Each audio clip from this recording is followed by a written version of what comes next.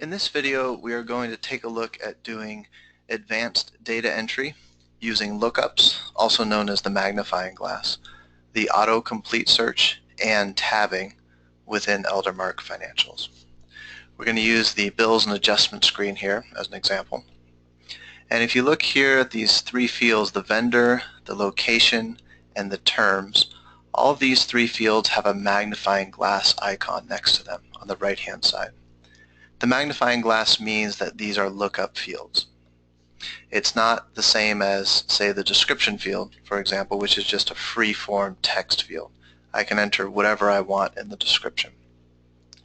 But in a lookup field, it's going to validate whatever I enter, and in the case of the vendor, it's only going to allow me to enter a valid vendor. I can't just type anything that I want into the field. Now, in addition to validating the fields, lookup fields also give you this magnifying glass icon, and when you click it, it opens another window that allows you to search by a vendor in this case. You'll notice that it's not opening a separate pop-up or a separate browser tab. This is just like a window within my main browser window. But if I want to make it bigger, I can use this square icon in the upper right-hand corner. So now it's taking up most of the screen. If I want to make it even wider, I can collapse my navigation pane by clicking this icon here. And then I just need to click the square to restore it and click it again. And now you'll see it's taking up the full width of the screen. So this is my lookup window on the vendor field.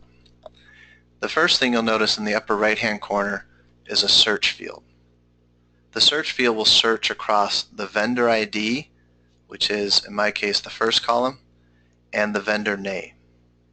So if I want to search for all vendors that have supply in the name, for example, I can start typing supply.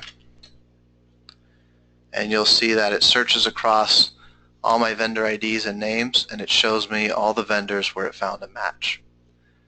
Now it's doing a contain search, so it found supply whether it was at the beginning, at the end, or in the middle, anywhere in the vendor name. And it's also not case sensitive. So I type supply all lowercase, but it found it even though it's an uppercase S in all three of these vendors. So it's a contain search and not a case sensitive search by default. But it's also searching the vendor ID. So if I were to type in maybe vendor 75, for example, you'll see it's showing me where it found a match, and in this case it's on the vendor ID, not the name. So this little search is across the vendor ID and the vendor name, but what if I want to find all vendors in New York, for example? I'll type in New York, and you'll see that it doesn't find anything. My vendor list is empty. But if I clear this out, you'll see that I do have some vendors in New York. And the reason it doesn't find it is just because this filter or this search field up here is only searching the vendor ID and the vendor name. But I can search on any of the columns that are in my lookup window. All I have to do to search on something that's not the vendor ID or the vendor name is I have to hover above the column, so city in this case, click on it, and you'll see it gives me a little window that pops up above the column.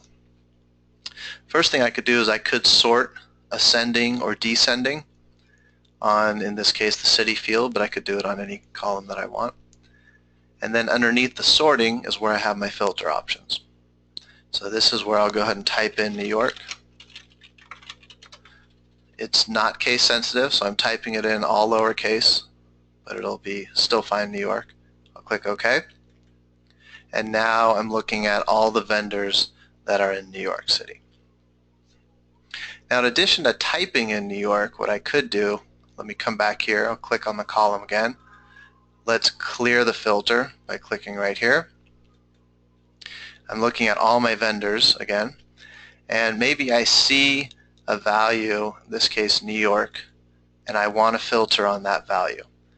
First thing I need to do is highlight not just the row, but you'll see there's a darker gray based on the actual cell that I'm clicking on. So I need to highlight the right row and column that has New York in it. I can then use right click on my mouse, then choose filter by this cell value. And this will basically do the same thing as typing in New York. It's just allowing me to do it a little faster. I saw New York on the screen. I selected the cell with my left mouse button, use my right mouse button to filter by that value. And you can see if I click back up here on the column heading, you see it just put New York in there for me. I can also apply multiple filters. So I've got a filter in place right now on city, and you can tell because I have the filter icon on that column. But I could also filter, say, on the postal code or the zip code. I'll look for all vendors in the 10011 zip code. I'll click OK. And now you can tell that I have two filters in place, one on the city column and one on the postal code or zip code column. Let's back out and clear those filters. I can also do, and let's use the address line 2 field for this example. I click on this column. In addition to doing a contain search that we've been doing so far, I could also do equals, so it would only find it if the, like on the city, if the city name was exactly New York. It wouldn't find New York City, for example. The whole thing would have to be just New York. So that'd be equals, and then starts with would be if the text that you're searching for is just in the first part, it wouldn't find it in the middle or at the end. But then there's also this is null or is not null. So if I choose is null, basically think of null as being empty. So either it is empty or it is not empty. If I say is null, click OK, I now see all the vendors where address line 2 is empty. If I choose is not null, click OK, now I see all the vendors that are not empty on address line 2. And you might use that to find, maybe even I have some vendors where I need to enter in some additional information that's missing, like the zip code, for example. I could find all the ones that have an empty zip code, and maybe I know that, hey, I need to go in and fix those and put in the zip code.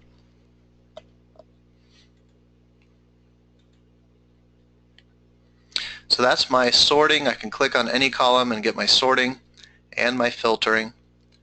I can right click on a cell value to filter by that cell value in any column, not just city. And then if you scroll to the right, you'll see that there's other columns that you can filter on as well. You might find that you have, say, vendor class, for example, and maybe you want to move it further up. So you can use your left mouse button to hold down the column and drag it. You get the nice red arrows. When you let go of your left mouse button, it drops it in wherever you dragged it. And then you also have the little icon up here in the upper left that we've looked at in a previous video on rearranging columns and hiding columns or showing additional columns. This is the same thing that you have in the data entry grids, where you can remove columns from the screen, put them over here in the hidden area, the available columns area, and clean up your screen a little bit, and it will remember this for your user. So both the order that the columns are in and which columns you're showing or hiding, it will remember for your user. On the bottom, we also have these paging icons. So if I want to go to the next page, right now I'm looking down to vendor 21. If I go to the next page, now I'm looking at vendor number 22 to 43, and I can keep paging through, or I can go to the last page or go back to the first page. I think it's easier to find them with filtering, but if you want to just scroll through, you can use these page icons. Now if we come back to the search field in the upper right, if you remember, this one is searching only the vendor ID, the meaningless number, and the vendor name fields. But this search field is basically, we get the same functionality back on the main screen. So if I were to close down this window with the X and come back to the main screen, I get the same functionality that we saw within the lookup window. So if I type in supply, for example, There it's doing that search across the vendor ID and the vendor name. It's not case sensitive. It's a contained search, so it finds it anywhere in the vendor name. I could also search on the vendor ID like I did before, and you see it finds the 75 in the vendor ID. So that same search field that was in the lookup window is basically the same way that the search field behaves back here on the main screen. Also, I should note that instead of clicking on the lookup window, if I wanted to open it up, I could use F3 on my keyboard. So I'll press F3. That also opens the lookup window for me. And then you can see I can use just the up and down arrow to move up and down and find a vendor, and then use Enter to choose it. So I don't have to use my mouse even to use at least some light functionality in the lookup window. I can't do the filtering without using my mouse. But also, if I come back and search by supply, I can also use the up and down arrow on my keyboard to move up and down and choose the vendor that I want. So I'm using up and down, and then I use the Enter key to actually select the one that I want. So maybe I'll choose actually number 21. Choose Enter, and that selects the vendor. So I can do a lot without having to touch my mouse, which is nice from a data entry perspective. Then I can also use tabbing, which behaves the same that you would expect in other programs. If I use the Tab key on my keyboard, it moves me forward through the fields. And if I hold down Shift on my keyboard and use Tab while I'm holding down Shift, you'll see it moves backwards through my fields. So I can type in, find my vendor, use the arrow key to actually select one, then use Tab to move through the fields. And then even like when I get down here to document details, I'm still using Tab to tab through the fields. Now on the account field, you'll see I hit another magnifying glass or lookup field. So I can just start doing the same thing. In this case, for the GL account, it's going to search across my GL account number and the GL account description. So maybe all GL accounts that have a 6 and a 3 somewhere in there, you'll see it does a search there.